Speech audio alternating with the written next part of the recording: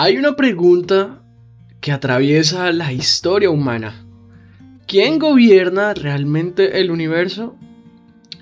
No es una pregunta filosófica únicamente, es una pregunta para el alma, porque dependiendo de cómo la respondamos, viviremos con temor o con descanso, con ansiedad o con adoración, con suficiencia o con dependencia. Mi nombre es John Esteban Armenta y bienvenidos a otro episodio más de Pensamiento Cristocéntrico, un espacio diseñado para adorar, exaltar y replantear el lugar en el que tenemos a Cristo en el corazón, para que Él sea el único dueño de nuestro centro, el único dueño de nuestro pensamiento y todo gire en torno a Él, porque así es como es el diseño original de Dios. Bienvenidos.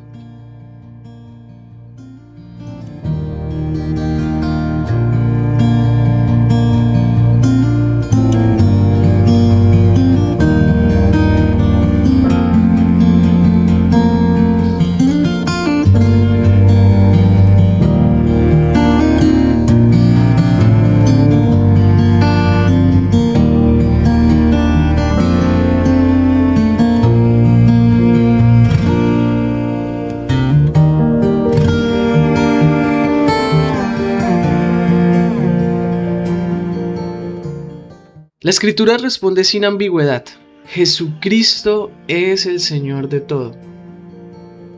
Pero esta afirmación no es abstracta, es profundamente cristológica, profundamente evangélica y profundamente pastoral. Cristo no solo gobierna, Cristo salva gobernando. Cristo no solo reina, Cristo redime reinando. Cristo no solo está en el trono, Cristo es el centro del trono. El apóstol Pablo declara en Colosenses capítulo 1, versos del 15 al 20: Él es la imagen del Dios invisible, el primogénito de toda la creación. En Él fue creado todo lo que hay en los cielos y en la tierra, todo lo visible y lo invisible, tronos, poderes, principados o autoridades, todo fue creado por medio de Él y para Él. Él existía antes de todas las cosas y por medio de Él se mantiene todo en orden. Él es la cabeza del cuerpo, que es la iglesia. Él es el principio, el primogénito de entre los muertos, para tener la preeminencia en todo, porque al Padre le agradó que en Él habitara toda plenitud, y por medio de Él reconciliar consigo todas las cosas, tanto las que están en la tierra como las que están en los cielos, haciendo la paz mediante la sangre de su cruz. Este pasaje no es simplemente una descripción de autoridad, es una revelación de identidad. Cristo no es parte del universo, Cristo es el fundamento del universo. Cuando Pablo dice que Él es la imagen del Dios invisible, no está diciendo que Cristo refleja a Dios como un espejo débil, no. Él está diciendo que Cristo es la manifestación perfecta, visible y plena del Dios invisible. En Cristo, el Dios que nadie puede ver se ha hecho conocible. Cuando el apóstol dice es el primogénito de toda creación, Pablo no está hablando del origen creado. No, él está hablando de la supremacía de Cristo. En el lenguaje bíblico, el primogénito es el heredero, el quien tiene autoridad sobre todo. Y Cristo no es el primero entre iguales, Él es el Señor sobre toda la creación. Porque luego Pablo profundiza y dice: en Él fueron creadas todas las cosas. Y esto destruye cualquier visión de un universo autónomo. No existe realidad independiente de Cristo. Y miren la frase que viene luego. Pues el apóstol añade una frase decisiva. En Él todas las cosas subsisten. Esto significa que Cristo no solo creó el universo en el pasado, sino que lo sostiene en el presente. La gravedad no funciona por sí sola. La historia no se mantiene por sí sola. La vida no continúa por sí sola. Todo existe porque Cristo lo sostiene activamente. Finalmente, Pablo lleva la soberanía de Cristo al corazón del Evangelio y expone diciendo, y por medio de él reconciliar todas las cosas, haciendo la paz mediante la sangre de su cruz. Aquí, la soberanía se convierte en salvación y al mismo tiempo Cristo, que sostiene el cosmos, es el que sangra en la cruz. La cruz no es un accidente en la historia de un rey poderoso. La cruz es el centro del plan eterno del Rey soberano. Y aquí la cristología se vuelve evangelio, porque el Rey que crea es el Rey que sostiene y es el Rey que muere para redimir, reconciliar y salvar a la creación creada. Vamos a ir al segundo punto para ver cómo Cristo es en la revelación final. Y para eso los quiero invitar a Hebreos capítulo 1, versículos del 1 al 4.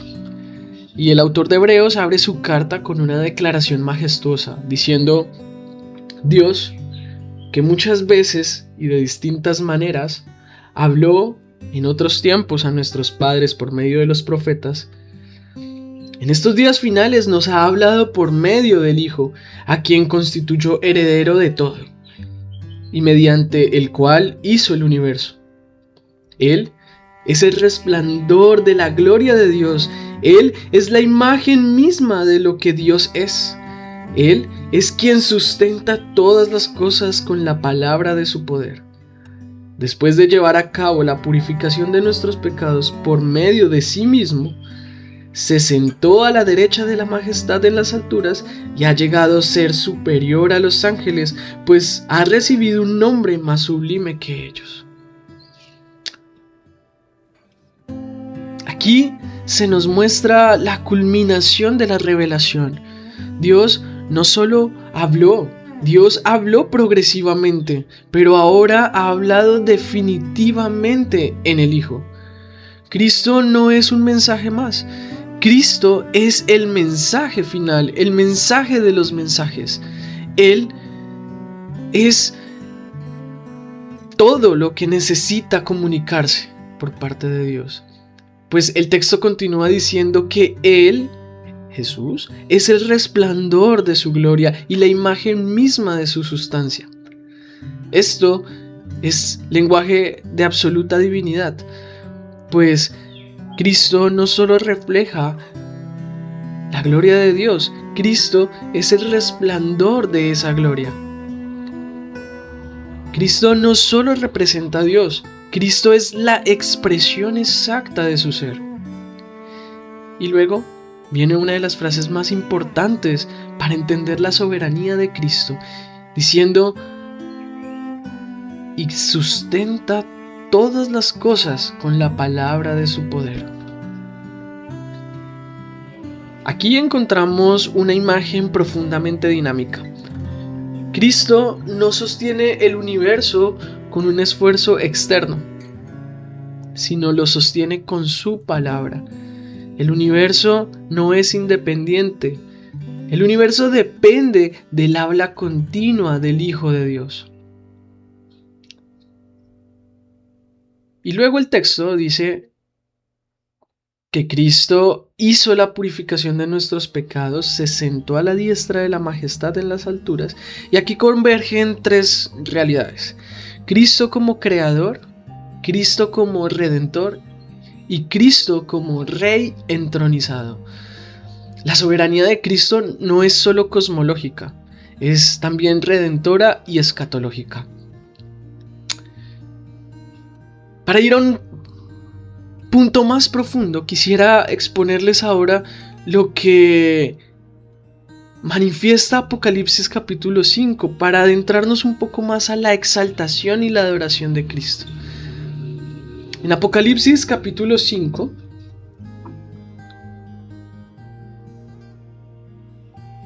vemos, leemos que Juan ve un trono y ve un libro sellado.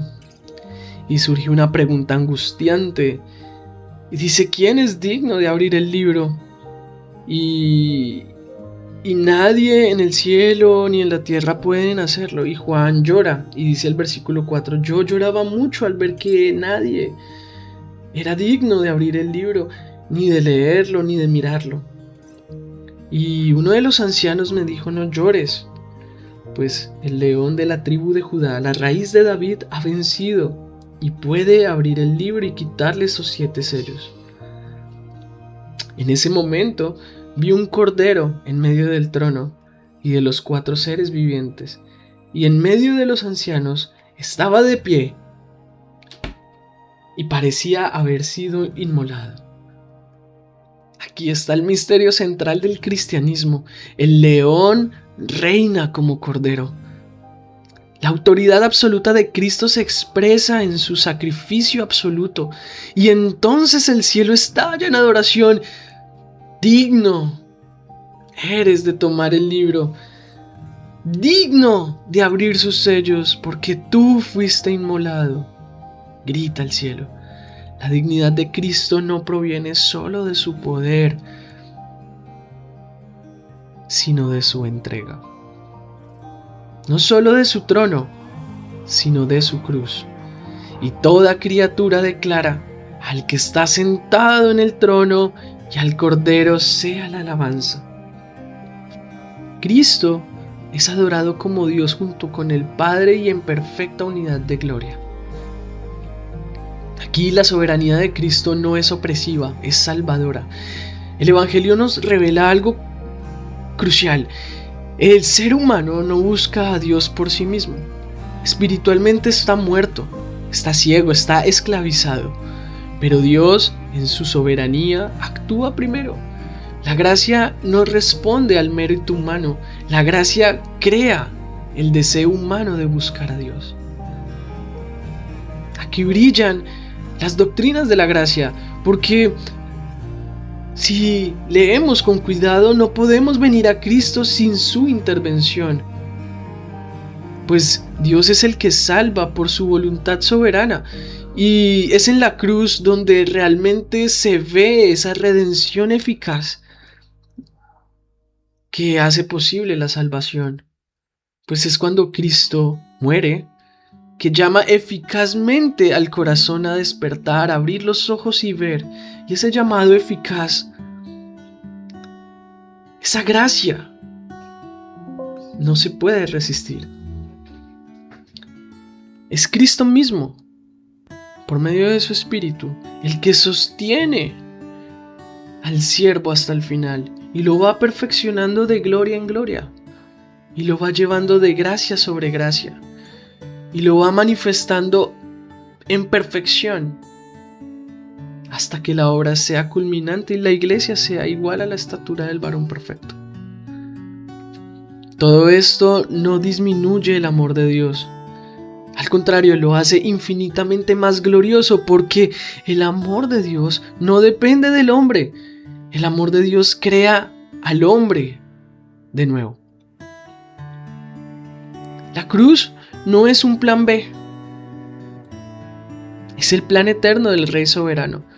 En la cruz, la justicia de Dios no es ignorada, el pecado no es minimizado y la gracia no es superficial, sino que la justicia es satisfecha, el pecado es juzgado, la gracia es derramada. Cristo no muere como víctima del azar histórico. Cristo se entrega como cumplimiento del propósito eterno de Dios. Hermanos, ¿y si la soberanía de Cristo no es una idea distante?